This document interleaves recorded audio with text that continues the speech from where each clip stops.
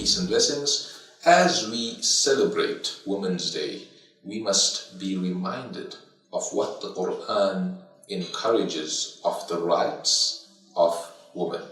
Indeed, the Quran exhorts men to respect and to honor women. The Quran states in chapter 4, which is the chapter of women, وَلَهُنَّ مِثْلُ الَّذِي عَلَيْهِنَّ بِالْمَعْرُوفِ, and verily, for women is similar to what is upon them in terms of rights. Because a lot of people think that women are beneath men, women are below men, and women must serve men, and women are meant to run and do the bidding of men. Well, the Quran does not agree with that. The Quran in fact tells us that the rights that men have are in fact similar to the rights of that of women. وَلِلرِّجَالِ عَلَيْهِنَّ دَرَجَةً, and for men there is a step above in terms of responsibility, in terms of authority. This does not mean that men must use this authority against women, but rather the Quran in fact guides us as to how to use this authority.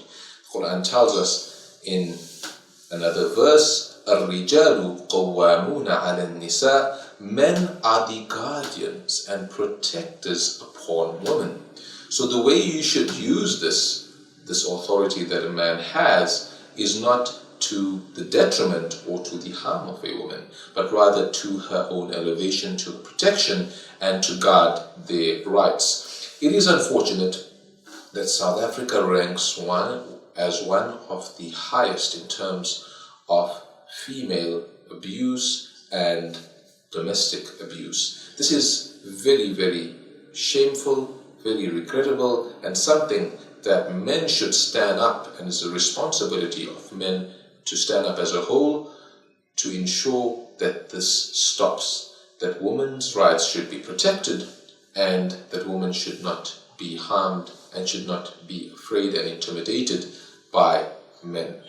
So it is important that Muslims encourage and exhort people throughout the world and throughout society to speak their voices, and women's voices need to be heard in terms of what and how their rights are being violated.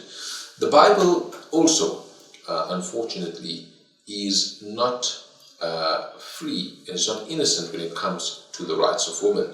We find that Paul in the Bible actually blames women for being for speaking loud in the church, saying that they should not even talk in the church and their voices should not be heard. So the Bible has also played a negative role in terms of the rights of women. Paul in fact tells us in Corinthians 11:5 that a woman should wear a head covering because she is the authority, she is under the authority of man, and man did not come from woman but woman from men, and therefore a man should not cover his hair but a woman should cover hers as a symbol of a man's authority over her.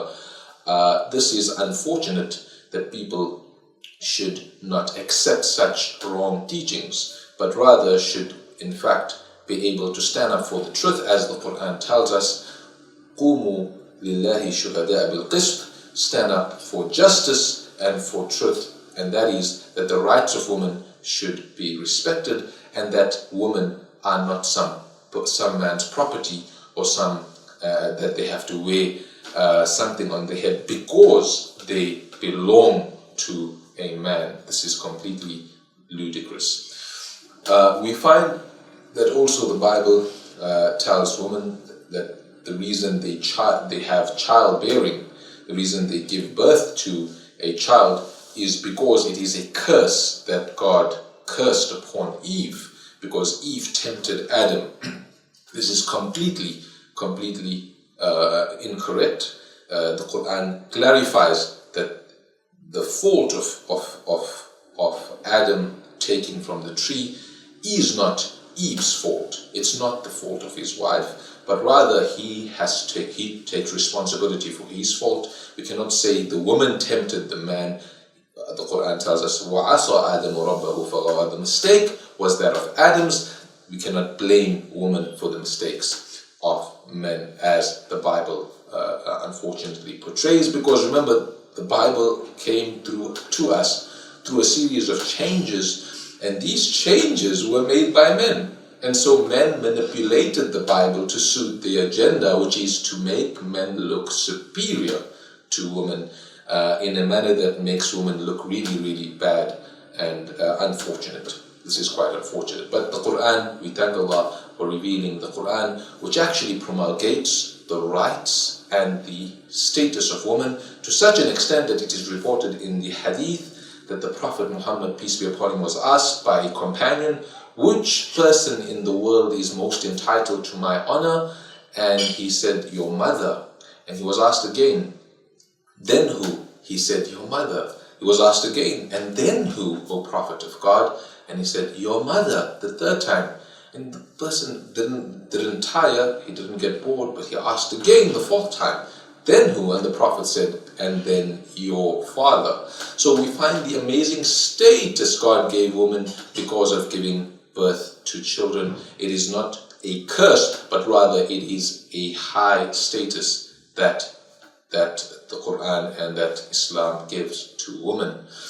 And the Quran beautifully tells us, وَوَصَّيْنَا الْإِنسَانَ بِوَالِدَيْهِ إِحْسَانًا. God has enjoined upon the human being to be kind to his parents. And then the Quran tells us, حَمَلَتْهُ أُمُّهُ وَهْنًا عَلَى وَهْنٍ. Does he not think how his mother carried him? His mother carried him in her womb with pain upon pain.